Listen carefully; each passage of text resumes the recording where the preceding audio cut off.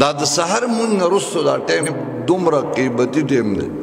جناب رسول الله صلی الله علیه وسلم فرمایي چې کوم انسان د سحر مونځو کی او په خپل ځای باندې ناست وي، ذکر کوي، قرآن تلاوت کوي، وظایف کوي او نور راوخیږي، مکروه و ختم شي د 2 رکعاته د اشراق مونځو نو د ده په بدن کې چې څومره جوړونه دي په هر جوړ باندې په انسان یو صدقه لازمه ده.